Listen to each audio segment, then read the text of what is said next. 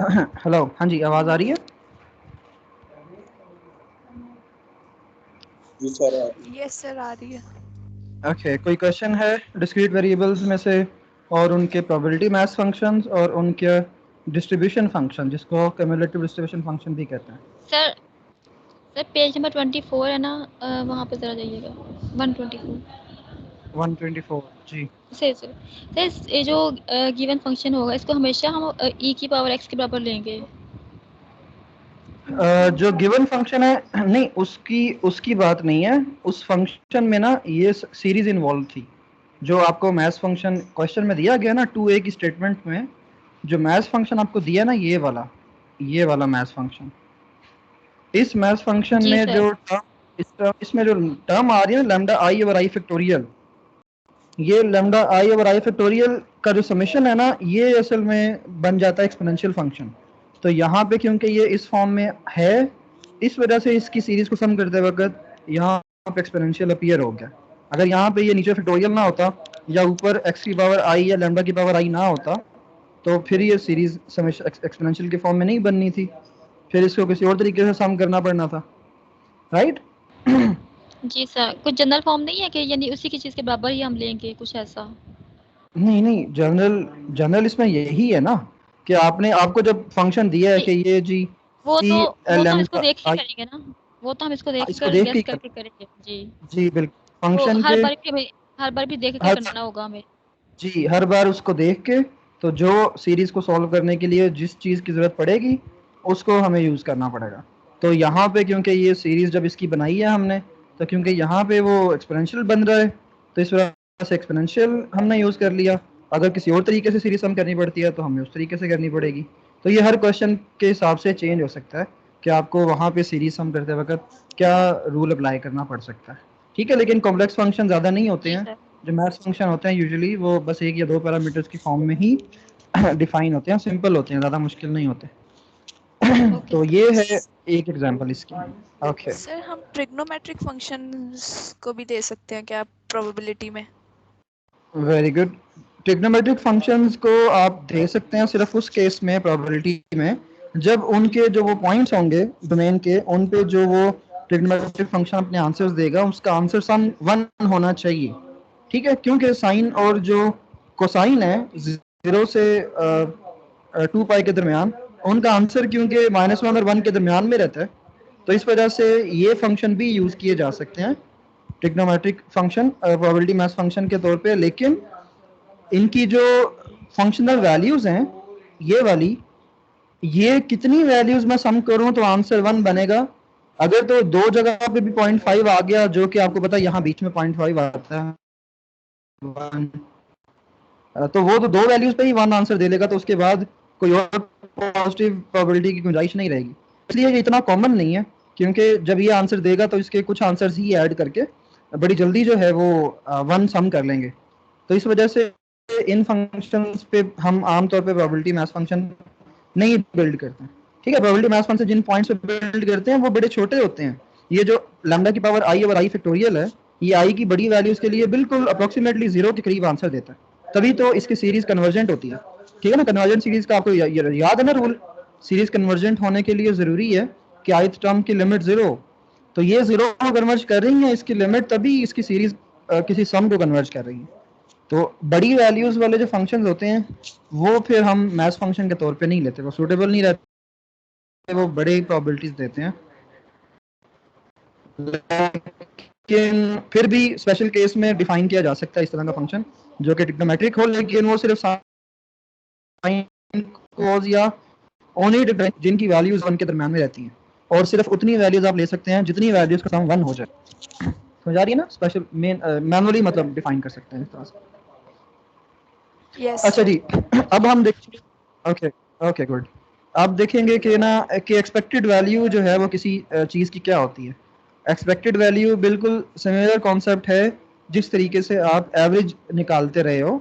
जब आपको कहा था कि आप 2 3 4 नंबर्स आपको दिए हुए हैं, इनकी एवरेज निकालो, तो आप एक वैल्यू देते थे और आप कहते थे कि ये इन सारे नंबर्स का एक रिप्रेजेंटेटिव है, ये इन सब की एवरेज है। ठीक है, जिस तरह मैं कहता हूँ कि आपकी क्लास का जो है वो एवरेज ग्रेड अगर 70 मार्क्स है, एवरेज स्कोर, तो 70 मार्क्स का मतलब है कि 70 एक किस्म का एक मिडिल स्कोर होगा, एक्चुअली मिडिल नहीं होगा बल्कि 70 एक स्कोर होगा कि आपकी सारी क्लास के जो स्कोर्स होंगे वो 70 के इर्द गिर्द होंगे। मतलब किसी का अगर 70 से 5 स्कोर कम है तो किसी का 70 से 5 स्कोर ज़्यादा होगा, मतलब 70 के इर्द गिर्द होंगे। एवरेज होती है, उसी एवरेज की जो जनरलाइजेशन है या वेटेड फॉर्म है वो है एक्सपेक्टेड वैल्यू। और एक्सपेक्टेड वैल्यू किसी रैंडम वेरिएबल की हम डिफाइन करते हैं कि सम करते हैं for all the values of the variable x, हम सम करते हैं x into probability of x. ठीक है, अगर एक्स की वैल्यूज है ना, अगर एक्स की 3-4 वैल्यूज हैं, एक्स की 3-4 वैल्यूज हैं, कोई ना कोई 1 2 3 4, ठीक है, तो अगर 1 2 3 3 वैल्यूज है एक्स की, तो 1 के साथ उसकी प्रोबेबिलिटी P1 और 2 के साथ उसकी प्रोबेबिलिटी P2 और 3 के साथ उसकी प्रोबेबिलिटी P3। अगर आप इस तरीके से x की सारी वैल्यूज के लिए उसकी प्रोबेबिलिटी मैथ फंक्शन, और फिर एक कॉलम बनाए थर्ड और एक और कॉलम बनाए इसके से x इंटू एक्स की फॉर्म। ठीक है, तो x into P of x किस तरह आ जाएगा? म्यूट कर दीजिए अगर कोई क्वेश्चन नहीं पूछना तो। अच्छा, x into P of x का सम आएगा। अब ये मैंने सबसे पहले कॉलम में x की वैल्यूज लिखी हैं, सेकंड कॉलम में मैंने पी ऑफ एक्स की वैल्यूज लिखी हैं जो मैथ फंक्शन दे रहा है उसको, और अब अगर मैं x multiplied by P of x का एक कॉलम बना लूँ तो ये जो होगा इसका जो सम होगा that would be the expected value of the random variable x। ठीक है, जो फर्स्ट कॉलम में x वेरिएबल दिया हुआ है इसकी एक्सपेक्टेड वैल्यू निकलेगी summation x into P of x के सम के जरिए। ठीक है, तो ये होगी इसकी एक्सपेक्टेशन। अगर कोई के किसी वेरिएबल की एक्सपेक्टेशन बताएं या एक्सपेक्टेड वैल्यू बताएं तो ये बिल्कुल सिमिलर कॉन्सेप्ट है कि वो आपसे पूछ रहा है कि आप एक कॉमन जो है वो वैल्यू बताएं, एक एवरेज वैल्यू उस वेरिएबल की, कि वो वेरिएबल एक एवरेज वैल्यू किस तरह की एज्यूम कर रहा है। ठीक है, उन वैल्यूज़ की एवरेजेस क्या हैं, लेकिन एवरेज के लिए क्योंकि यहाँ पे अब फ्रीक्वेंसी नहीं है तो यहाँ पे आपके पास प्रोबेबिलिटीज़ हैं। तो अगर आप जिस तरह आपने प्रीवियस स्टैट्स वाले पोर्शन में एवरेज निकाली थी इस तरीके से कि हर वेरिएबल को ऐड किया था और नंबर ऑफ आउटकम्स पे डिवाइड किया था, तो ये सेम वही कॉन्सेप्ट है कि आप हर वेरिएबल को उसकी प्रोबेबिलिटी से मल्टीप्लाई करें। वहाँ पे ये होता है कि हर वेरिएबल अपनी फ्रीक्वेंसी से मल्टीप्लाई होता है और ऐड होता जाता है और फिर आपके पास एवरेज निकलती है। यहाँ पे हर वेरिएबल अपनी प्रोबेबिलिटी से मल्टीप्लाई होगा और ऐड होता जाएगा उसमें, तो यहाँ से आपको इसकी एक्सपेक्टेशन मिलेगी। बिल्कुल एवरेज वाला कॉन्सेप्ट ही है। अब किसी एक एग्जाम्पल के लिए निकाल के देखना है तो यहाँ पे अब क्योंकि मैंने थोड़ा सा लिख लिया तो इसके बैकग्राउंड में आप देखें, यहाँ पे आपके पास एक मैथ फंक्शन दिया हुआ है सिंगल कॉइन का। सिंगल कॉइन को टॉस करना है और आपके पास नंबर ऑफ हेड्स जो होंगे वो या 0 होंगे या 1 होंगे, और दोनों की प्रोबेबिलिटी जो है वो 1/2 आएगी। 0 हेड का मतलब है टेल आ गया 1/2 प्रोबेबिलिटी, और 1 हेड का मतलब है कि हेड आ गया और 1/2 प्रोबेबिलिटी। सो हेड आने की प्रोबेबिलिटी 1/2 की वजह से ये आपके पास मैथ फंक्शन बन गया दो वैल्यूज का। और अब आपको इस मैथ फंक्शन और इस वेरिएबल एक्स के अगेंस्ट अगर एक्सपेक्टेशन निकालनी है तो expectation of the random variable X would be variable की first value multiplied by its probability यानी कि 0 इंटू 1/2, वेरिएबल की second value into its probability यानी कि 1 इंटू 1/2। दोनों को ऐड करेंगे तो आपके पास 1/2 ही आंसर आ जाएगा। इसका मतलब है कि वेरिएबल एक्स की जो एवरेज वैल्यू है वो है 1/2। और आप देखेंगे कि वेरिएबल एक्स की वैल्यू 0 से 1 के दरमियान वेरी कर रही थी और 0 और 1 की एवरेज भी असल में 1/2 ही है। समझ आ रही है? अगर दो वैल्यूज हो आपके पास 0 और 1 और उनकी आपको एक सिंपल एवरेज निकालनी हो, 0 और 1 दो वैल्यूज आपको दी जाएं और उनकी एक सिंपल एवरेज आपने निकालनी है, तो आप 0 और 1 को ऐड करेंगे और दो वैल्यूज हैं 2 से डिवाइड कर देंगे तो वो भी 1/2 ही आएगी। तो इसका मतलब है कि जो एक्सपेक्टेशन है वो एक किस्म की वेटेड एवरेज ही है और आप यहाँ पे इस वेरिएबल की एक्सपेक्टेशन निकाल चुके हो कि 1/2 आ रही है। ठीक है, आपके पास एक वेरिएबल होना चाहिए, उसका मैथ फंक्शन होना चाहिए और वेरिएबल की हर वैल्यू को उसकी प्रोबेबिलिटी से मल्टीप्लाई करते जाना है और ऐड करते जाना है, तो जो आंसर आएगा that would be the expectation of your random variable x. ठीक है, तो इस तरीके से आपने एक्सपेक्टेशन किसी भी वेरिएबल की निकाल लेनी है, कोई मुश्किल काम नहीं है, सही है। लेकिन ये हमेशा एवरेज के बराबर नहीं आएगी, ये चीज़ भी नोट करनी है कि जो आपके पास जो एक्सपेक्टेशन आ रही है किसी वेरिएबल की वो एग्जैक्टली जो है वो अरिथमेटिक मीन या उस तरह की एवरेज नहीं है, ये थोड़ी सी डिफरेंट है, ये वेटेड एवरेज है, ठीक है। तो लेकिन ये अगर प्रोबेबिलिटी सारी पॉइंट्स पे एक जैसी हैं तो फिर ये एक्चुअल एवरेज बन जाएगी, जिस तरह से अभी नज़र आ रहा है आपको कि क्योंकि सारे पॉइंट्स पे प्रोबेबिलिटी सेम रही है, तो इस वजह से इसकी प्रोबेबिलिटी, इसकी जो एक्सपेक्टेशन है वो बिल्कुल उसी तरह की आई है जैसे कि उन वेरिएबल की वैल्यूज़ की एवरेज आनी थी, ठीक है। तो इसी तरह से होगा कि अगर तो प्रोबेबिलिटी सेम रह रही हैं फिर तो आम एवरेज के तौर पे बिहेव करेगी एक्सपेक्टेशन, लेकिन अगर जो प्रोबेबिलिटीज़ हैं वो सब पॉइंट्स पे सेम नहीं है, फ्लक्चुएट करती हैं, तो फिर आप देखेंगे कि वो एवरेज से डिफरेंट होगा, लेकिन स्टिल प्रोबेबिलिटीज़ को सामने रखते हुए सबसे ज़्यादा अकर किए जाने वाला जो इवेंट है उसके अगेंस्ट जो वेरिएबल की वैल्यू आ रही है वो एवरेज के तौर पे आएगा, ठीक है, एक्सपेक्टेशन के तौर पे आएगा। यानी कि एक्सपेक्टेड वैल्यू का मतलब है कि जिस तरह से आपने अभी प्रीवियस परफॉर्म किया था एक्सपेरिमेंट जिसमें आपने $1 विन या लूज करना था वाइट और रेड बुल के अगेंस्ट, तो उसमें आपने नोट, उसमें अगर आपसे पूछा जाए कि what is your expected winning, तो आपने वेरिएबल की सारी वैल्यूज को उसकी प्रोबेबिलिटीज में से मल्टीप्लाई करके ऐड कर देना है, तो जो नंबर आपको मिलेगा आंसर में that would be your expected winning. और वो एक्सपेक्टेड विनिंग जो है वो मिनिमम विनिंग और मैक्सिमम विनिंग के दरमियान में होगी, यानी कि मिनिमम विनिंग है -3 और मैक्सिमम विनिंग है +3। तो सॉरी, तो मिनिमम विनिंग और मैक्सिमम विनिंग के दरमियान में कहीं पे एक्सपेक्टेड विनिंग आएगी, और एक्सपेक्टेड विनिंग का मतलब ये होगा कि अगर ये गेम जो है वो 10 लोग खेलें तो ऑन एवरेज वो 10 लोग कितनी विनिंग ले लेंगे उस गेम से, तो वो एक एवरेज विनिंग के तौर पे वो कॉन्सेप्ट है। और जाहिर बात है इसमें ज़्यादा प्रोबेबिलिटी जिस नंबर की आ रही है वेरिएबल की वैल्यू की उसका ज़्यादा वेट होगा, और जिस वेरिएबल की प्रोबेबिलिटी कम आ रही है उसका कम वेट होगा, और इस हिसाब से जो आपके पास एक्सपेक्टेशन का आंसर आना है वो उन वेरिएबल की वैल्यूज के करीब होगा जो वेरिएबल की वैल्यू ज़्यादा प्रोबेबिलिटी रखती हैं, ठीक है। क्योंकि ये बता रहा है कि भाई ज़्यादा प्रोबेबिलिटी का मतलब है कि इस वेरिएबल की वैल्यू के आने के चांसेस ज़्यादा हैं, और एक्सपेक्टेड विनिंग का मतलब यही है कि आपकी जो है वो एवरेज या वेटेड विनिंग जो है वो कितनी हो सकती है, ज़्यादा चांसेस कितने विनिंग करने के हैं आपके। तो गेम से पहले एक एक्सपेक्टेशन होती है, जब विनिंग वाली गेम्स लोग खेलते हैं ना कैसीनोज वगैरह में, तो वो एक्सपेक्टेड विनिंग जिस गेम की ज़्यादा होती है वो गेम ज़्यादा खेलते हैं क्योंकि उसमें उनके जीतने का या विन करने का चांस ज़्यादा होता है। जिन गेम्स की एक्सपेक्टेड विनिंग कम होती है वो गेम्स लोग ज़्यादातर नहीं खेलते क्योंकि उसमें रिस्क ज़्यादा होता है। तो इस तरीके से एवरेज निकाली हुई है कि अभी एवरेज ही है वेटेड सर ज़्यादा आने वाले। हाँ जी सर बोले। तो ये एक्सपेक्टेड वैल्यू की जो आएगी सर वो भी 1 से लेस देन ही होगी, 0 से लेके 1 तक ही, नहीं या नहीं इससे नहीं ग्रेटर बिल्कुल होगी? नहीं नहीं बिल्कुल भी नहीं, ये वही मैं बता रहा हूँ कि जो एक्सपेक्टेड वैल्यू आएगी, अच्छा क्वेश्चन आपका, जो एक्सपेक्टेड वैल्यू आएगी वो वेरिएबल की एक्सपेक्टेड वैल्यू है, यानी कि एक्स की एक्सपेक्टेड वैल्यू कितनी है। अब जो मैंने एग्जांपल सामने आपको दिखाई है इसमें तो एक्स की दो ही वैल्यूज हैं 0 और 1, तो फिर 0 और 1 के दरमियान में एक्सपेक्टेड वैल्यू आ गई वेरिएबल की। लेकिन अगर यहाँ पे वेरिएबल की वैल्यू 1 से 6 तक जाती, 2 से 12 तक जाती, तो फिर इनमें से कोई नंबर आता ना जवाब में, ठीक है। तो वो जो एक्सपेक्टेड वैल्यू का जो आंसर आएगा वो वेरिएबल की जो रेंज है उसमें से आएगा वो। समझ आ रही है? वेरिएबल प्रोबेबिलिटी मैथ फंक्शन की जी रेंज सर। नहीं, वो तो है, सर बल्कि वेरिएबल की अगर रेंज जो है। हाँ जी।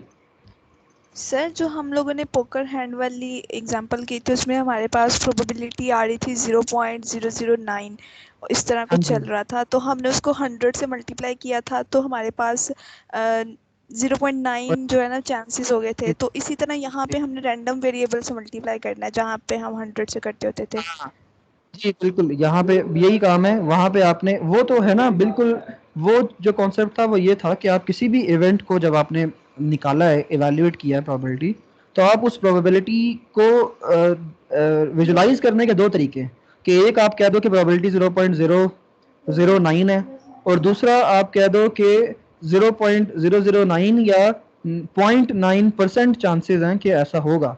तो वो तो किसी भी प्रोबेबिलिटी को आप ना दो तरीकों से रीड कर सकते हो, एक उसकी एक्चुअल न्यूमेरिक वैल्यू जो 0 से 1 के दरमियान है, दूसरी उसकी परसेंटेज वैल्यू जो कि उसको 100 से मल्टीप्लाई करके मिल जाएगी। यानी कि प्रोबेबिलिटी को बताने के दो तरीके हैं किसी भी इवेंट के। और यहाँ पे जो हम देख रहे हैं, यहाँ पे हम उसकी वेरिएबल की सारी वैल्यूज के अगेंस्ट जो मैथ फंक्शन है हमारे पास, हम अब देख रहे हैं कि अब एक्स की कौन कौन सी वैल्यू आने के चांसेस जो हैं वो ज़्यादा हैं, या एवरेज एक्स की वैल्यू क्या है प्रोबेबिलिटी की रिस्पेक्ट से। तो प्रोबेबिलिटी को वेट रखेंगे हम वेरिएबल की सारी वैल्यूज को तो वेरिएबल की वैल्यू को उसकी प्रोबेबिलिटी से मल्टीप्लाई करने का मतलब ये है कि वेरिएबल की 0 वैल्यू और उसका जो वेट है 1/2, अगर यहाँ पे एक इवेंट होता जिसका वेट ज़्यादा होता, तो जब उसको उस वेट को उसकी वैल्यू से मल्टीप्लाई करते तो वो नंबर उतना ही बड़ा आ जाता और एक्सपेक्टेशन के आंसर में उतना ही बड़ा नंबर ऐड हो जाता। तो ये जो आंसर आ रहा है असल में ये एक्सपेक्टेशन है किसी एक्स की जितनी वैल्यूज हैं ना, 0 1 2 3, जहाँ जितनी भी एक्स की वैल्यूज हैं, तो उनकी एक्सपेक्टेशन है कि कौन सी वैल्यू आने के चांसेस कितने हैं। तो हर एक के वैल्यू को प्रोबेबिलिटी से उसकी मल्टीप्लाई करके जब ऐड करते हैं तो जवाब आता है वो एक एवरेज एक्सपेक्टेशन, एक एवरेज एक्स की वैल्यू का जवाब आ जाता है कि एक्स की ये वाली वैल्यू जो है ये ज़्यादा कॉमन है, ये ज़्यादा आने के चांसेस ज़्यादा हैं। ठीक है, तो ये एक्सपेक्टेशन की थोड़ी सी जो है ना वो एक्सप्लेनेशन है कि एक्सपेक्टेशन क्या रिप्रेजेंट कर रही है।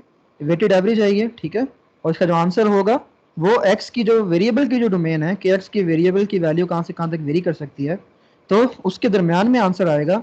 और जो आंसर आएगा एक्सपेक्टेशन का, इसका मतलब ये होगा क्योंकि वो प्रोबेबिलिटीज को कंसिडर करते हुए आया जवाब, तो इसका जो आंसर होगा एक्सपेक्टेशन का वो इंटरप्रेट करेगा कि इस वेरिएबल की एक्सपेक्टेड वैल्यू जो है वो कितनी है, किस वैल्यू के आने के चांसेस जो हैं वो ज़्यादा है। ठीक हो गया।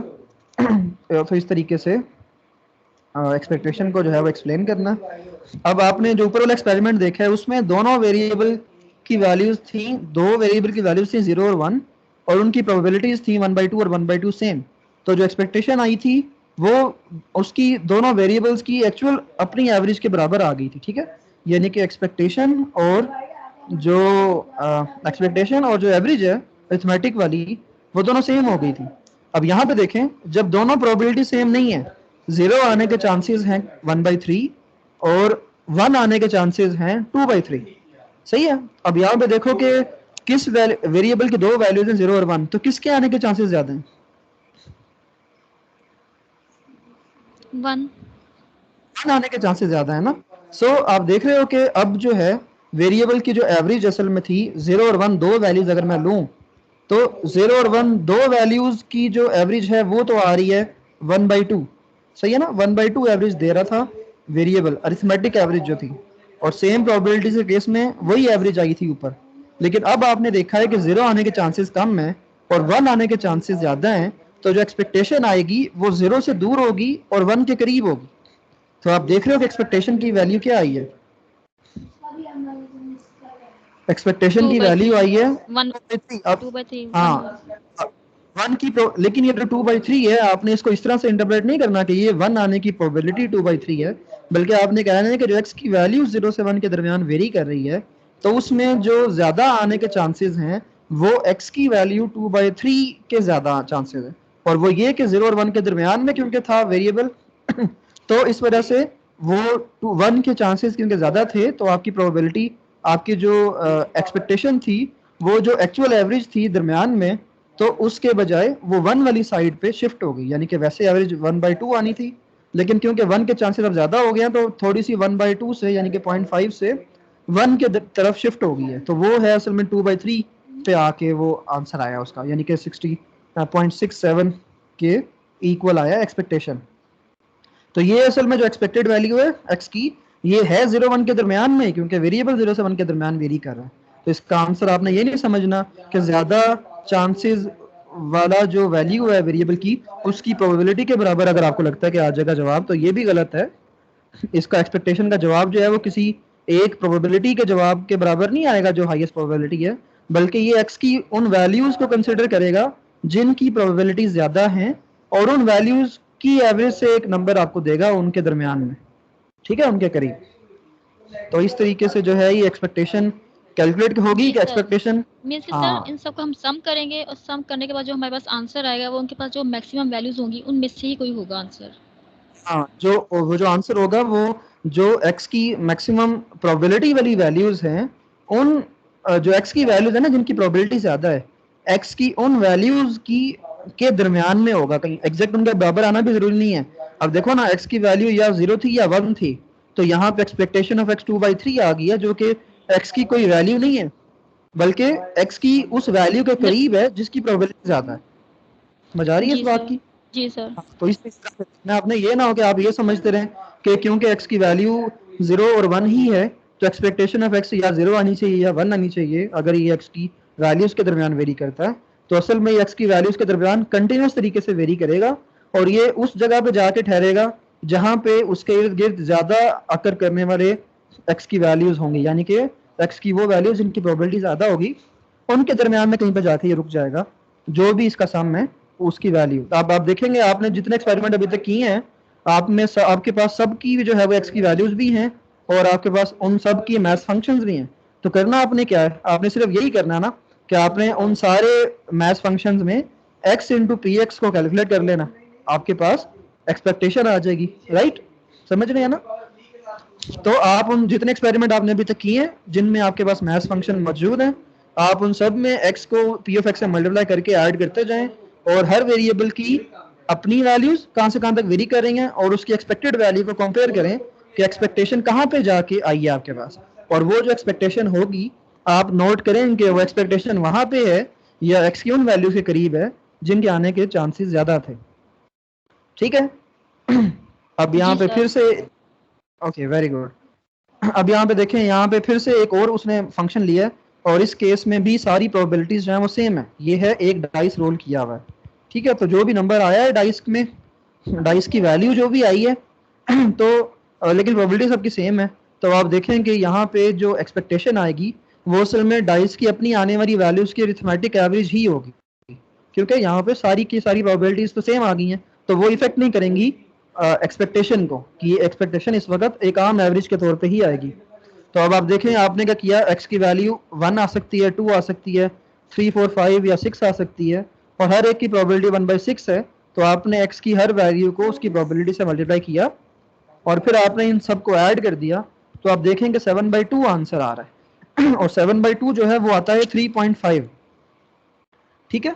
तो 3.5 जो है ये असल में एक्सपेक्टेशन आपको मिली है और ये असल में जो डाइस की जो आउटकम्स आ रही हैं 1 से लेकर 6 तक असल में तकरीबन ये उनकी अपनी जो है वो एक एक किस्म की एवरेज ही है, क्योंकि ये अब इफेक्ट नहीं हुई तो इसलिए ये दरमियान में जस्ट एक आंसर आ गया क्योंकि इस वक्त कोई भी प्रोबेबिलिटी ज़्यादा या कम नहीं थी, सारी सेम थी।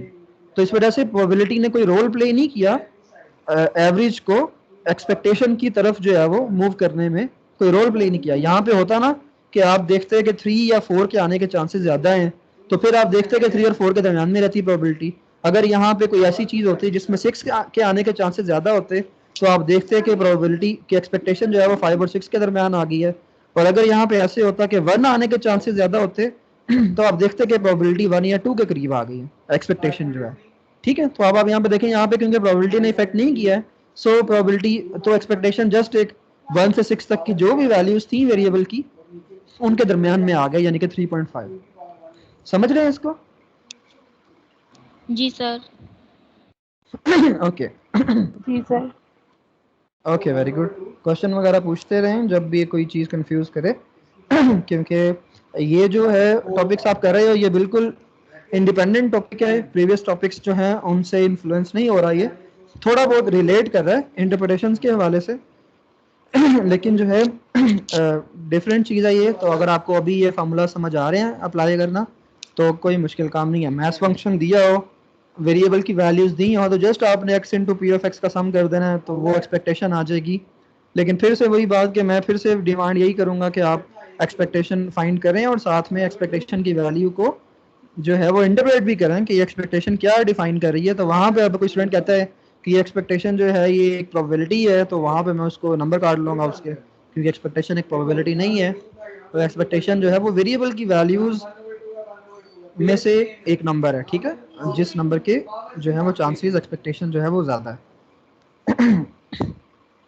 अच्छा, एक्सपेक्टेशन की नहीं एक और इंटरप्रिटेशन भी है। अब अगर आपको यहाँ पे कोई कहे कि जी कि अगर आप डाइस रोल करते हैं तो डाइस रोल करने पे जो नंबर आएगा आपको उतने डॉलर जो है वो आपको इनाम मिलेगा, ठीक है। अगर कोई कहता है कि आपके पास 1 से 6 तक की आउटकम्स हैं और एक डाइस है और जितने डाइस पे जो वैल्यू आएगी उतने आपको पैसे मिलेंगे, तो कोई पूछे कि ये एक्सपेक्टेड विनिंग इस गेम की कितनी है, तो आप इसकी एक्सपेक्टेशन फाइंड करेंगे और कहेंगे कि $3.5 जो है, और ये डॉलर है क्योंकि डोमेन जो है वो अब डॉलर में आ गई है कि आपके पास 1 से 6 तक के डॉलर जो है वो विनिंग के तौर पे आ सकते हैं, क्योंकि जितना डाइस की आउटकम आएगी उतने डॉलर मिलने हैं। तो अगर इस गेम की एक्सपेक्टेशन पूछनी हो या एक्सपेक्टेड विनिंग पूछनी हो इस गेम की, तो आप इसकी एक्सपेक्टेशन फाइंड करेंगे और आंसर देंगे कि $3.5 एक्सपेक्टेड विनिंग है। अब इसका मतलब ये नहीं है कि मैं खेलूंगा तो मुझे कम से कम $3.5 मिलेंगे, मैं खेलूंगा मेरे डाइस पे 1 आ गया तो मुझे तो $1 ही मिलेगा, या जो है कोई और खेलता है तो उसका 6 आ जाता है तो उसको तो $6 ही मिलेंगे। तो 3.5 का क्या मतलब है? 3.5 का मतलब है कि एक्सपेक्टेड विनिंग है। इसका मतलब है कि अगर 10,000 लोग इस गेम खेलेंगे तो उसमें से ज्यादातर लोगों की जो एवरेज विनिंग होगी वो 3.5 होगी। समझ आ रही है कि अगर आप 10,000 लोग ये गेम खेलें तो उनमें से जिसने जितनी जितनी विनिंग की है उन सब की अगर हम एक अरिथमेटिक एवरेज ले लें तो वो 3.5 आएगी। यानी कि प्रोबेबिलिटी की जो ये नंबर्स की एप्लीकेशन है ये स्मॉल सैंपल्स पे नहीं अप्लाई होती, क्योंकि स्मॉल सैंपल्स पे एक इवेंट ही आपको जो है वो इन्फ्लुएंस कर सकता है। तो उस केस में आपका जो आंसर है वो क्योंकि वो रैंडम होता है तो वो कुछ भी आ सकता है। तो ये जो आंसर इंटरप्रिटेशन होती है ये लार्ज आउटकम्स की होती है कि अगर अभी तक के जितने लोगों ने ये गेम खेली है उन सब की विनिंग को अगर मैं ऐड करके उतने लोगों पे डिवाइड कर दूं कि ये 100 लोगों की विनिंग्स हैं, तो हर एक की विनिंग को ऐड करके मैंने 100 से डिवाइड कर दिया तो 100 लोगों की विनिंग जो है वो 3.5 के करीब होगी, क्योंकि 100 के 100 लोग जो हैं वो $6 इस गेम में से नहीं जीतेंगे, या 100 के 100 लोग जो हैं वो $1 नहीं जीतेंगे। सबका 1 तो नहीं ना आएगा, किसी का 1 आएगा, किसी का 5 आएगा, किसी का 3 आएगा। लेकिन मैक्सिमम का आ जाएगा, ये ज्यादा तादाद का होगा।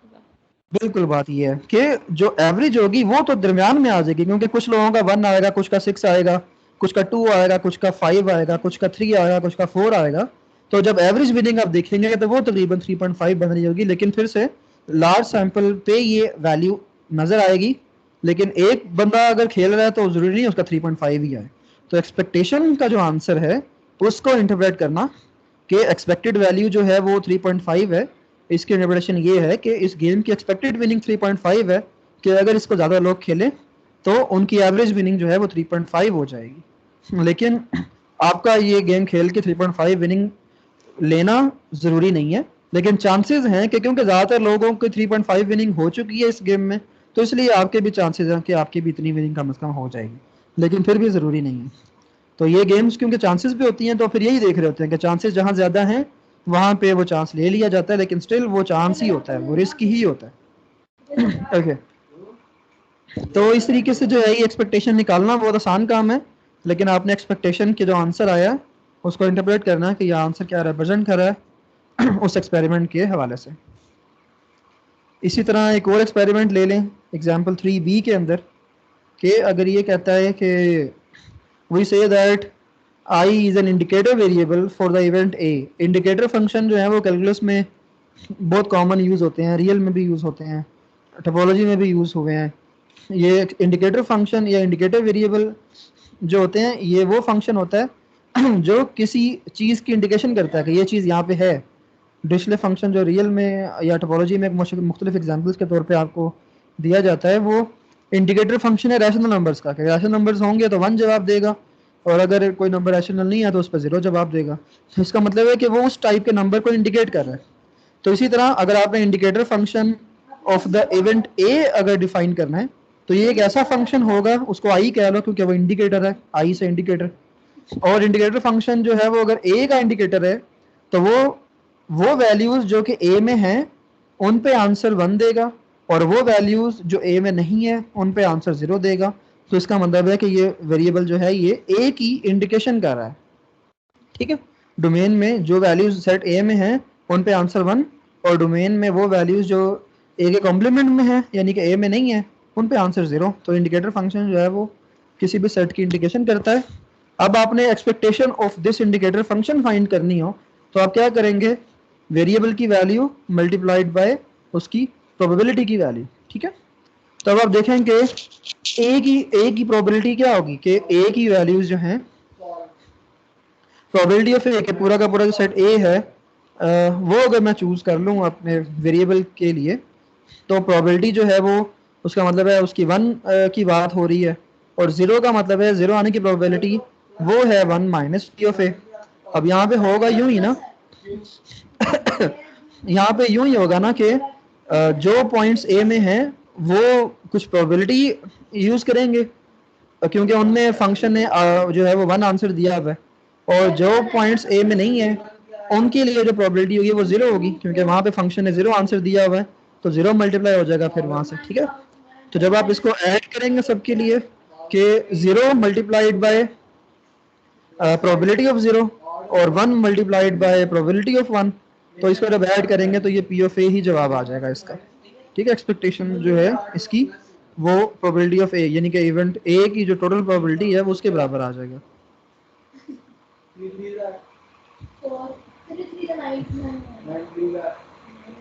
अब इसी तरह जो है ना, ये बहुत सारे मॉडल्स यहाँ पे इन्होंने बनाए हुए हैं। आपने हर एक्सपेरिमेंट को थोड़ा सा गौर से पढ़ना है, वहाँ पे वेरिएबल देखना है क्या है, वेरिएबल की वैल्यूज डिफाइन करनी है, उनकी प्रोबेबिलिटीज डिफाइन करनी है, वैल्यूज को प्रोबेबिलिटी से मल्टीप्लाई करके ऐड कर देना है, आपको एक्सपेक्टेशन मिल जाएंगी। ठीक है, तो इस तरीके से ये क्वेश्चन आसान है, मुश्किल नहीं है। क्वेश्चन नंबर 3D चेक करें। क्वेश्चन नंबर 3D जो है इसके लिए क्योंकि ये जो है छोटा क्वेश्चन है ज़रा। अच्छा चलें मैं बताता हूँ, आप भी इसको रीड करें। कितना है ये? हाँ जल्दी ख़त्म हो रहा है बस। ठीक है, ये आप मेरे सामने अभी पढ़ के मुझे कोई स्टूडेंट डिक्टेट करे कि ये कैसे क्वेश्चन करना। 3D जो है हाँ जी जी आप करें। तो इसमें हमें कह रहा है कि हमारे पास 120 स्टूडेंट्स है एक स्कूल के। 120 स्टूडेंट हो गया, ठीक है। इन 3 buses to symphonic performance there are 36 in one of the bus।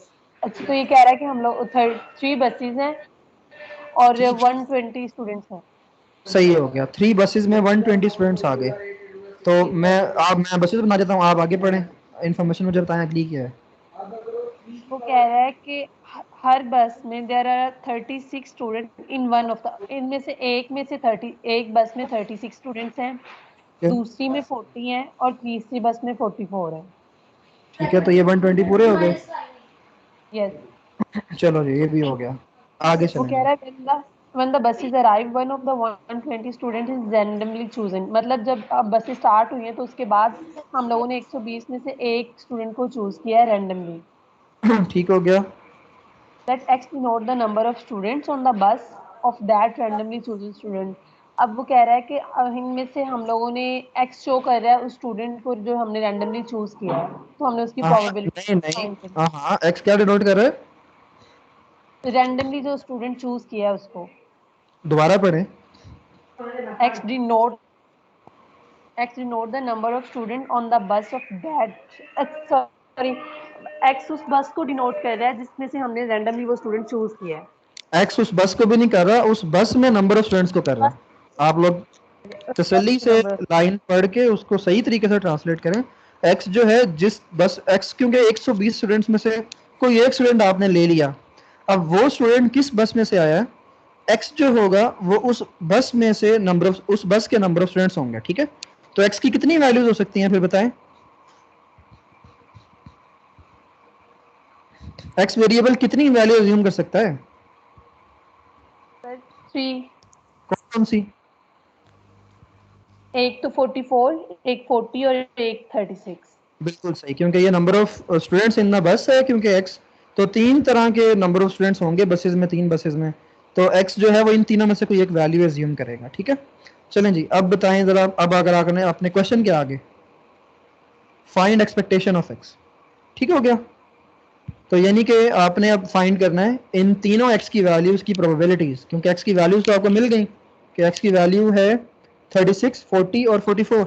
अब इसकी प्रोबेबिलिटी क्या है, प्रोबेबिलिटीज क्या है इन वैल्यूज की अलग अलग? सर हम लोग टोटल स्टूडेंट्स जो हैं 120 है, पहले सैंपल स्पेस फाइंड करेंगे। हाँ हाँ गुड, वो हमारे पास 120 है। ठीक है, सैंपल स्पेस आ गई 120। अब x36 फेवर में क्या क्या है? प्रोबेबिलिटी x36 की फेवर में क्या क्या है? सर उसकी फेवर में यही हो सकता है कि हम लोग उसमें से एक स्टूडेंट जो है उसमें से चूज कर लें उस बस में से।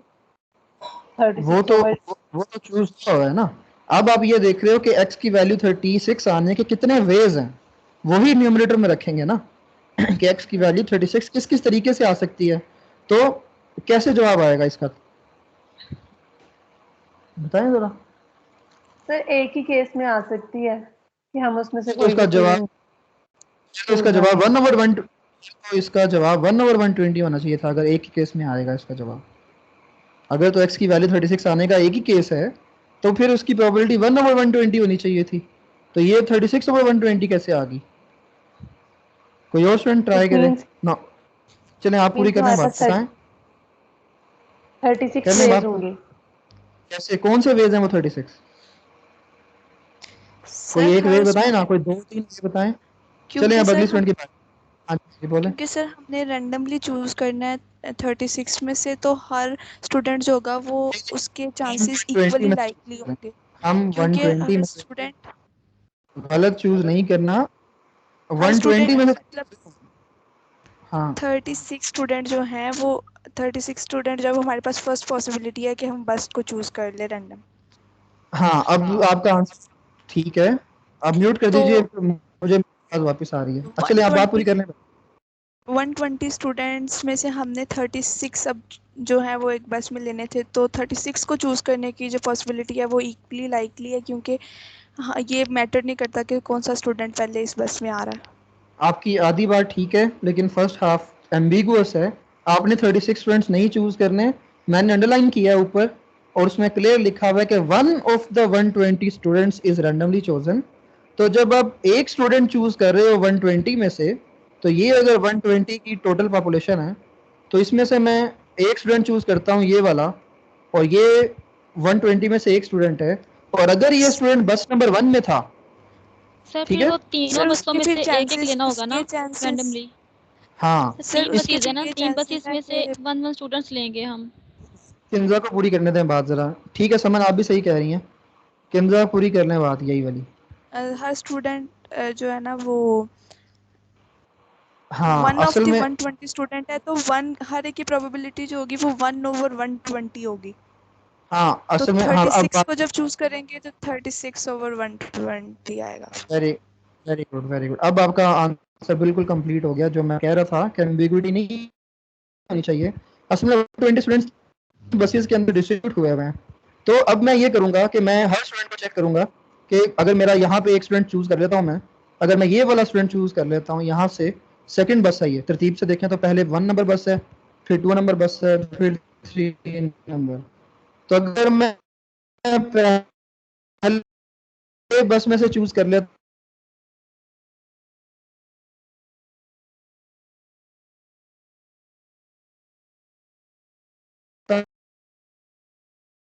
हूँ, अगर मैंने एक स्टूडेंट उठाया वो पिक कर लेता हूँ 44 में से, वो भी मेरी फेवर में नहीं है, तो वो सारे वेज जिसमें फर्स्ट बस का कोई ना कोई स्टूडेंट है, तो वो सारे वेज मेरी फेवर में है क्योंकि उनकी बस के नंबर ऑफ स्टूडेंट 36 ही होंगे और ये इवेंट 36 के फेवर में जाएगा। तो ये टोटल 36 हो सकते हैं क्योंकि उन 36 में से कोई भी एक स्टूडेंट मैंने पिक कर लिया जो कि बस नंबर 1 में थे, तो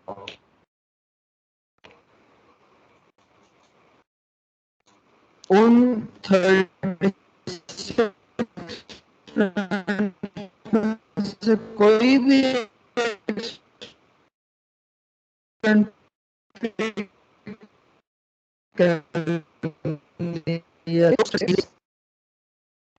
के लिए कि क्योंकि उसकी बस में 40 स्टूडेंट्स हैं, तो उस 40 में से कोई भी एक स्टूडेंट पिक कर लो, तो उस स्टूडेंट की बस में 40 स्टूडेंट्स ही होंगे, तो एक 40 की फेवर में जाएगा।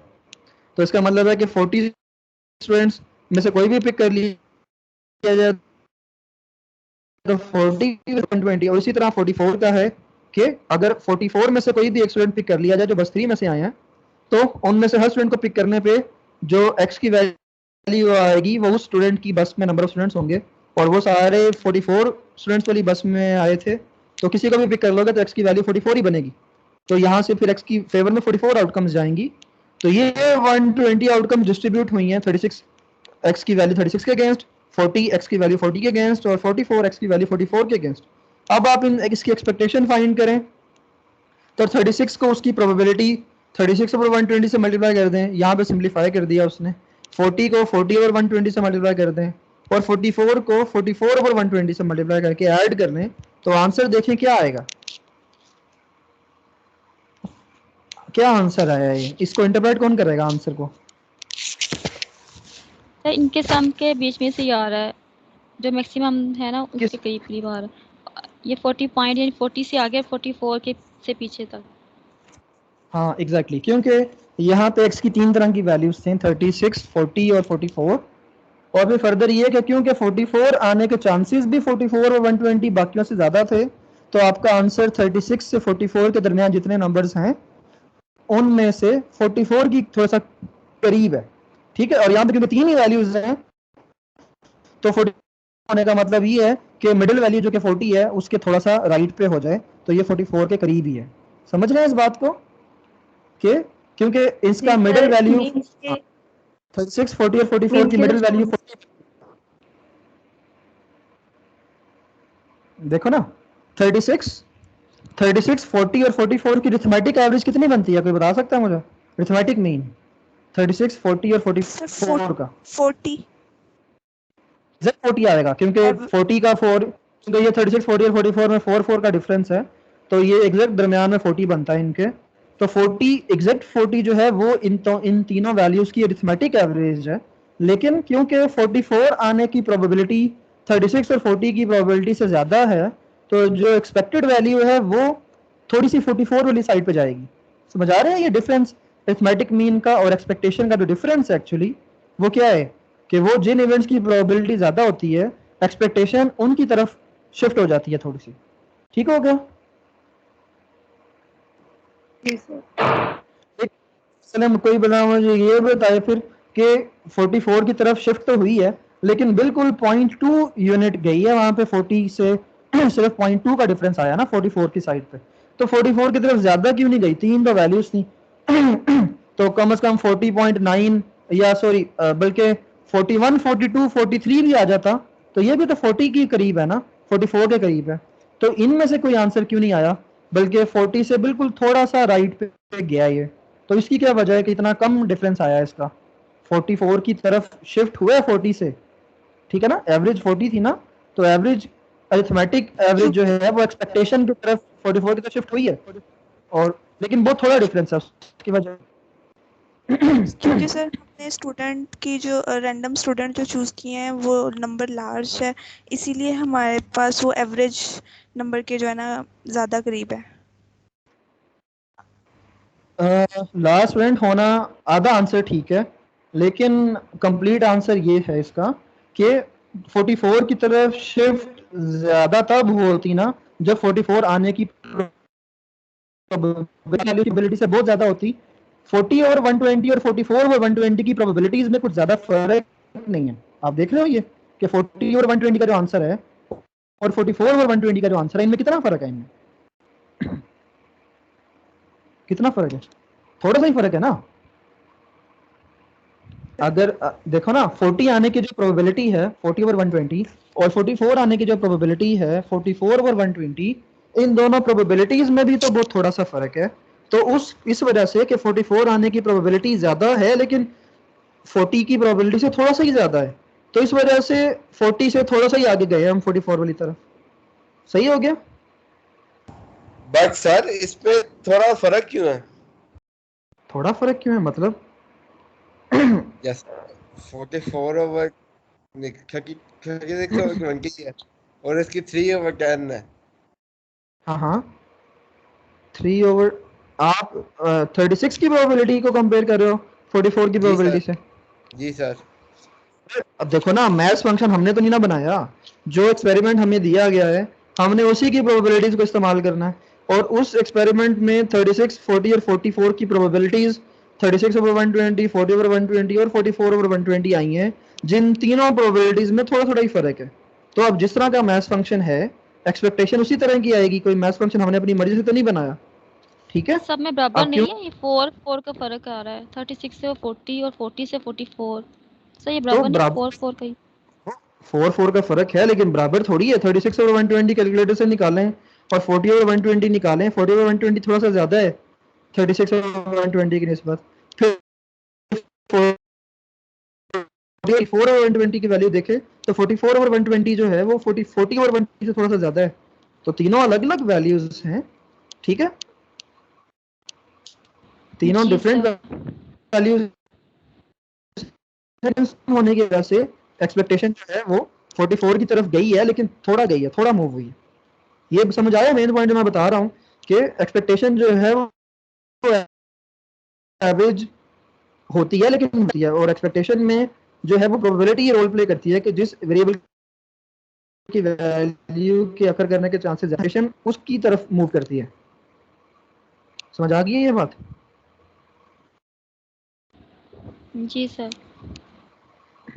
कोई क्वेश्चन आप पूछें? सर ये आपकी ना तब आवाज़ बहुत कट रही थी, तो ये ऊपर वाला ज़रा बता दीजिएगा, ये पी ऑफ एक्स इक्वल 36/120 वाला, ये वाला सर। सर आपकी आवाज और किंजर स्क्रीन मुझे, ब्लर हो गई है। अच्छा ओके, सर अब ठीक हो गई। मेरी नेटवर्क का थोड़ा सा हो सकता है। अब ठीक है, चलें चलें, आप मुझे बताएं, यस किंजरा सर। कोई बात कर रही थी जब नेटवर्क का इशू हुआ, क्या पूछ रही थी? कुछ पूछ रही थी या बता रही थी? हो गई ये बात, समझ आ गई? सर मैं पूछ रही थी कि ये ऊपर वाली जो लाइन है ना, P into X is two 36 equals to 36/120, ये सारी फुल लाइन जो है, इसका आप थोड़ा सा दोबारा रिपीट कर दें, रिव्यू कर दें आप।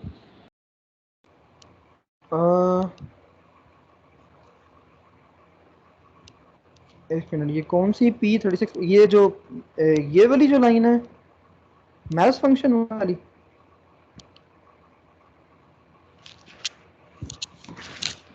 जी सर। मतलब आप मैथ्स फंक्शन आप पूछ रही हैं कि मैथ्स फंक्शन ये प्रोबेबिलिटीज कैसे निकाली हैं? जी सर। अच्छा ओके। तो अच्छा ये बताएं कि ये आपको एक्सपेरिमेंट समझ आ गया कि एक्सपेरिमेंट क्या था?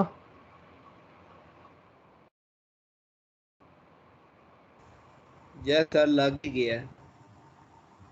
अच्छा, एक्सपेरिमेंट जो था वो ये था कि 120 स्टूडेंट्स हैं और उनको 3 बसेस में एक जगह लेके जाना है, और 36 स्टूडेंट्स जो हैं वो एक बस में है, 40 स्टूडेंट दूसरी बस में है, और 44 स्टूडेंट्स तीसरी बस में, ठीक है। बसेस को स्पेसिफाई नहीं किया कि कोई उनका लेबल है या नंबर है, जस्ट 40 एक बस में है, 36 दूसरी में है, 44 तीसरी में। अब उसने ये कहा है कि जब ये स्टूडेंट्स पहुंच जाएंगे वहाँ पे जहाँ जाना है इन्होंने, तो उन 120 स्टूडेंट्स में से कोई एक स्टूडेंट पिक कर लेंगे हम, और उस स्टूडेंट से पूछेंगे कि तुम किस बस में आए हो, उस बस में टोटल नंबर ऑफ स्टूडेंट्स कितने हैं, और हम x को रिप्रेजेंट करेंगे कि वेरिएबल जो है वो उस रैंडमली चोजन स्टूडेंट की जो बस है, जिस बस में वो आया है, उसके नंबर ऑफ स्टूडेंट्स हैं। तो अब क्योंकि सारे स्टूडेंट्स 3 ही बसेस में आए हैं, तो जो भी स्टूडेंट आपने पिक किया होगा वो या बस 1 में आएगा, या बस 2 में, या बस 3 में, तो इसलिए उसकी बस के नंबर ऑफ स्टूडेंट्स जो होंगे वो या 36 होंगे, या 40 होंगे, या 44 होंगे। सो टोटल जो आपके पास x की वैल्यूज आएंगी वो 3 ही आएंगी, या 36 या 40 या 44। फिर इनकी प्रोबेबिलिटीज़ का जहाँ तक ताल्लुक है, कितने डिफरेंट तरीकों से, क्योंकि आपने अब एक स्टूडेंट चूज़ करना है, ये बात फिक्स है। जो इस चीज़ को गलत इंटरप्रेट करेगा उसको समझ लो कि एक्सपेरिमेंट ही समझ नहीं आया। आपने पिक एक स्टूडेंट ही करना है, ठीक है। जब आपने एक स्टूडेंट, तो एक्स की वैल्यू 36 आने के कितने मुख्तलिफ चांसेस हैं? वो बस जिसमें 36 स्टूडेंट्स आए हैं, उन 36 स्टूडेंट्स में से कोई भी एक स्टूडेंट पिक कर लिया जाए। यहाँ पे जब आपने एक स्टूडेंट पिक करना है, तो ये एक स्टूडेंट अगर उन 36 में से कोई सा भी एक हो जाए ना, तो उसकी जब आप पूछेंगे कि तुम्हारी बस में कितने स्टूडेंट्स आए हैं, तो वो 36 ही आंसर करेगा, राइट। तो इसका मतलब है कि एक्स की वैल्यू 36 आने के 36 डिफरेंट वेज हैं, और ये वेज कौन से हैं? ये वो सारे स्टूडेंट्स हैं जो कि बस नंबर 1 में आए हैं जिसमें 36 स्टूडेंट्स थे, क्योंकि उनमें से कोई भी एक स्टूडेंट पिक कर लिया जाए तो वो, क्योंकि 36 स्टूडेंट्स वाली बस में आया है, सो इसलिए उसका आंसर एक्स की वैल्यू 36 ही होगा। तो इस वजह से 36 को चूज करने के 36 वे, तो इसलिए one of the probability 36। One one of the 120 students है, तो सर रैंडमली चूज करना है, तो हर बस में से एक एक लेना है इसका। नहीं नहीं, एक एक थोड़ी लेना है। जब एक ही चूज किया तो बस एक ही लेना ना, बात खत्म हो जाएगी। जब आप एक स्टूडेंट पिक कर लेंगे तो आपने एक स्टूडेंट पिक करना है, और एक स्टूडेंट पिक करने का एक ही तरीका है। डॉक्टर साहब ये कॉल है ना, या सर ये थी कॉल। अच्छा, एक स्टूडेंट जो आपने पिक करना है, वो एक स्टूडेंट पिक करने का एक ही तरीका है। आपने एक स्टूडेंट ले लिया बस 120 स्टूडेंट्स में से। अब वो जो एक स्टूडेंट आपने पिक करना है, वो एक स्टूडेंट 120 में से कोई भी हो सकता है। अब कितने पॉसिबल वेज हैं कि वो 120 में से जो आपने स्टूडेंट पिक किया है वो 36 वाली बस में से आया हो? कितने पॉसिबल वेज हैं? तो हम कहेंगे 36 पॉसिबल वेज है 120 में से कि वो स्टूडेंट वो 36 वाली बस में आया है। समझ आ रही है बात? जी सर। 120 में से कोई एक स्टूडेंट लिया आपने, और आप अब वो स्टूडेंट बस 1 में से भी आ सकता है, बस 2 में से भी आ सकता है, बस 3 में से भी आ सकता है। लेकिन x36 की प्रोबेबिलिटी कैलकुलेट करते वक्त आप ये देखेंगे कि कितने वेज हैं कि वो स्टूडेंट 36 वाली बस में से आया। तो वो 36 वेज हो सकते हैं, क्योंकि वो जो 36 स्टूडेंट्स हैं उस बस में से, उनमें से भी तो कोई ना कोई चूज किया जा सकता है ना। तो इसकी फेवर में वो सारे स्टूडेंट्स हैं 36 जो कि वो इकट्ठे एक बस में आए हैं, उनमें से कोई भी एक पिक कर लेंगे तो x की वैल्यू 36 ही बनेगी। तो इसका मतलब है 36 वेज हो सकते हैं x की वैल्यू 36 और चूज सर ये करने। जो दूसरे वाला है 40 वाला, इसमें फिर ये होगा कि टोटल स्टूडेंट्स 120 हैं, तो एक बस में 40 स्टूडेंट्स हैं, तो 40 में से एक स्टूडेंट्स को चूज करना है, तो उनके जो चांसेस हैं स्टूडेंट्स के रैंडमली आने के, तो 40 चांसेस होंगे। ये ऐसे 40 वेज होंगे, हाँ जी सही कह रही हैं। कि अब आपने क्योंकि x की वैल्यू 40 के चांसेस देखने हैं कि x की वैल्यू 40 आने के कितने पॉसिबल वेज हैं। देखो ना यार, एक बिल्कुल सिंपल सी एक स्टेटमेंट है बच्चों। ये आप देख रहे होते हो कि x की वैल्यू ये आने के कितने डिफरेंट वेज हैं, वो वेज काउंट कर लो। x की वैल्यू 40 आने के कितने डिफरेंट वेज हैं। आप 40 स्टूडेंट्स वाली बस का पहला स्टूडेंट उठा लो, उसके लिए भी x की वैल्यू 40 होगी, क्योंकि वो 40 वाली बस में आया है। एक्स 40 बस वाली में से दूसरा स्टूडेंट उठा लो, तो वो भी 40 स्टूडेंट्स वाली बस में आया है। 40 बस वाली में से तीसरा स्टूडेंट उठा लो या 40th उठा लो, वो सारों उन सारों के लिए x की वैल्यू 40 ही बनेगी। तो इसका मतलब है जी कि x की वैल्यू 40 जी चूज सर करने के क्लियर। 40 वेज, और इसी तरह x की 40 वैल्यू 44 चूज करने के 44 वेज हैं। 44 जी तो सर इसलिए समझ इनकी लगा। प्रोबेबिलिटी इसी तरीके से आएंगी। Okay good. तो ये प्रोबेबिलिटी जब आपने निकालनी तो इनकी एक्सपेक्टेशन निकालना सबसे आसान काम है कि आप जस्ट उनकी x और p ऑफ x की वैल्यूज को मल्टीप्लाई करके ऐड कर दो, तो ये आपके पास इसकी एक्सपेक्टेड वैल्यू आ जाएगी इस वेरिएबल की। और इसकी इंटरप्रिटेशन बहुत ज़रूरी है, और मैंने आपको बताया है यहाँ पे कि इसकी जो एक्चुअल एवरेज है जो 36, 40 और 44 की, वो 40 बनती है। लेकिन क्योंकि 36, 40 और 44 में से 44 आने की प्रोबेबिलिटी ज़्यादा है, तो इस वजह से आपकी जो एक्सपेक्टेशन है वो एवरेज की निस्बत 44 की साइड पे ज़्यादा होगी। तो एवरेज 40 थी, और 44 की तरफ अगर हम मूव करें तो 40 से बड़ा नंबर आंसर में आएगा। तो आंसर 40.2 आया है। तो ये बता रहा है कि एवरेज जो है वो 40 के एक्सपेक्टेड वैल्यू जो है वो 40, वो है 40 से ज़्यादा, यानी कि 40.2। और इसका डिफरेंस जो है वो 40 से ज़्यादा इसलिए नहीं है क्योंकि 44 आने की सर प्रोबेबिलिटी जो है वो भी इतनी ज़्यादा नहीं है। सर ये जो हाँ जी 44 के साथ है, ये नीचे वाली लाइन एक्सपेक्टेड वैल्यू में सर 44 के साथ जो मल्टीप्लाई हो रही हैं, तो ये जो ऊपर आई वैल्यू 40/120, इनको ऊपर नीचे कैंसिल आउट किया गया है, फिर ये वैल्यू निकाली गई है। जी जी जी, ये जो पी एफ एक्स की वैल्यूज हैं ये ऊपर वाली ही हैं, लेकिन उनको सिंप्लीफाई कर दिया है। जो चीज़ कैंसिल आउट हो रही है वो कैंसिल कर दी लेकिन है। सर वो तो 1/3 नहीं आ रही, ये नहीं 40 बाई नहीं, 120 को अगर 40/120 का आंसर 1/3 ही लिखा है उसने। 36/120 का आंसर उसने 3/10 लिखा है, और 44/120 ठीक का है आंसर 11/30 ठीक लिखा है। ठीक है सर। सही हो गया जी। ये जी सर। फिर ओके ओके, अब आपको एक्सपेक्टेशन निकालनी आ गई है। ठीक है, कोई भी आपको वेरिएबल दिया जाए आप उसकी एक्सपेक्टेड वैल्यू जो है वो निकाल सकते हैं, राइट। जी सर। सही हो गया। कंटिन्यूस रैंडम वेरिएबल के केस में जो है वो कंटिन्यूस रैंडम वेरिएबल तो नहीं है, एक और केस इन्फिनिट रैंडम वेरिएबल का। और उस फॉर्म में उसने आपको एक इंटरेस्टिंग क्वेश्चन दिया है कि आप इस पे सोचें। अगर तो आपको एक्सपेक्टेशन का कॉन्सेप्ट समझ आ गया है कि ये वेटेड एवरेज है, और यहाँ पे प्रोबेबिलिटी जो है वो वेट का रोल प्ले करती है, और ज़्यादा प्रोबेबिलिटी जो है वो एक ज़्यादा एक्सपेक्टेशन की फॉर्म में आंसर देती है, तो फिर आप इस सिनेरियो में सही आंसर जो है वो गेस कर सकते हैं या करीब करीब आइडिया दे सकते हैं। तो ये रिमार्क आपने खुद पढ़ना है और ये मुझसे डिस्कस कीजिएगा अगर समझ ना आया। Okay sir.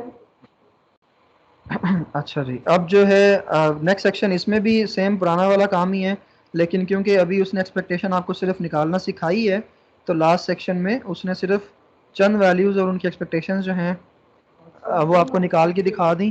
ठीक है, अब यहाँ पे जो है, यहाँ पे वो आपको बताएगा कि अगर आपने एक वेरिएबल की एक्सपेक्टेशन निकाली है तो आप उस वेरिएबल के किसी फंक्शन की एक्सपेक्टेशन भी निकाल सकते हैं।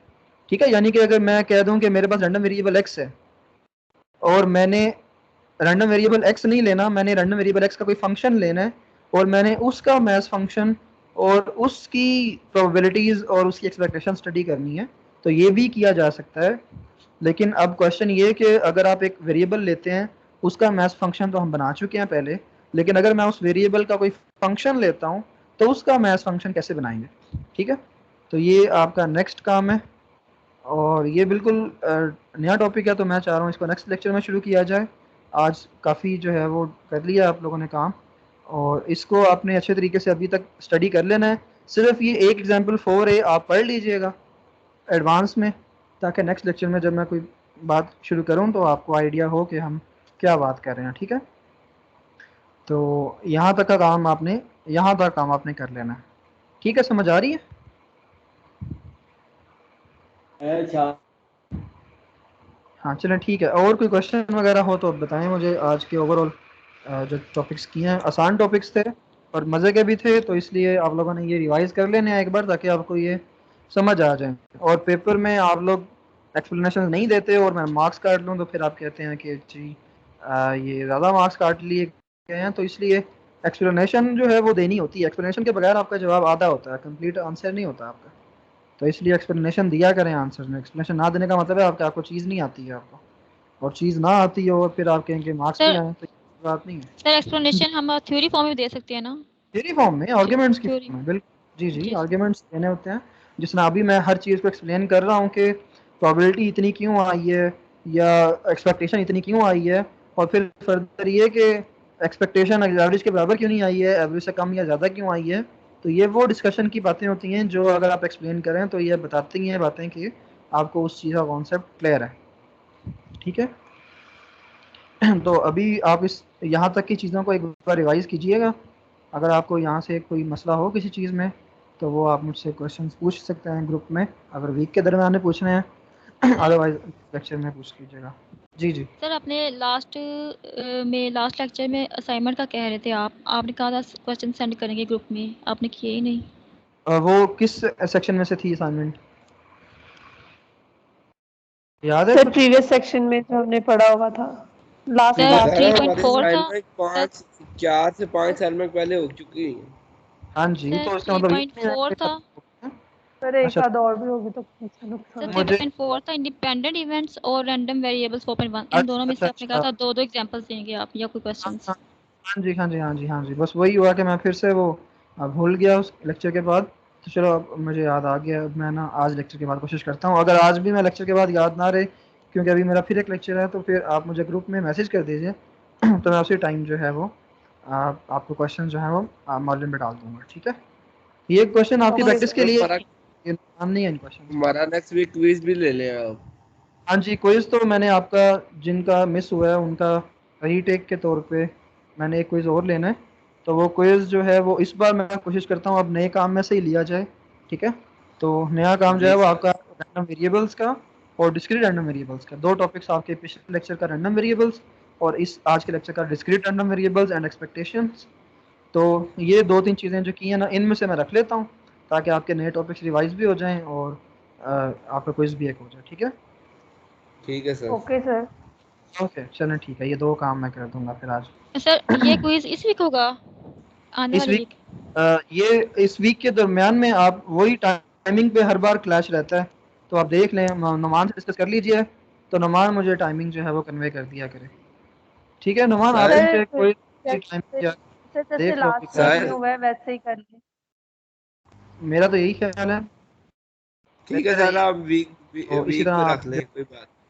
जी सर सर मेरी वैसे बात कर कहते हैं लें ना सुनिए। ताकि, जैसे लास्ट टाइम हुआ है। सर हाँ लास्ट टाइम सर कैसे हुआ था, थर्सडे को शाम में हुआ था 6 PM। सर ट्यूसडे को हुआ था सर ट्यूसडे को हुआ था 6 बजे। इसी तरह ट्यूसडे वेंसडे थर्सडे में से कोई दिन रख लें और इवनिंग का रख लें टाइम, ताकि सब लोग जो है वो सर थर्सडे कर हाँ, लें, सर ट्यूसडे का थर्सडे ही को। कर लेते हैं अपन। सर तैयारी करनी ये है, आज तो टॉपिक पड़ा है, ये इसलिए थर्सडे कर दें। डिस्कशन आप नोमान से करें, ठीक है। सीआर और सीआर मिलके जो है वो अपने अपने ग्रुप में सर स्टूडेंट से पूछ के बता दें टाइम जो भी ओके है। सर। जी बोलें, जी बोलें। सर जुबैर बात कर रहा हूँ सर, मेरी लास्ट 2 वीक से अटेंडेंस नहीं लग रही, वो भी लगा दे। अच्छा जी, आप लास्ट वीक थे क्लास में? सर मैं लास्ट वीक नहीं था, उससे लास्ट वीक आया था। चलो और ठीक मैंने है। क्विज सर दिया था, क्विज वगैरह मैंने हर सर चीज दी थी। सर जितने बच्चे क्लास हाँ, में थे मैंने सबकी अटेंडेंस लगाई थी। अच्छा जी, ठीक है हमारा, ओके ओके ओके। सर आप चलें मेरी जी लगा बस, देना फिर। ओके, अच्छा मैं लगा दूंगा जुबैर।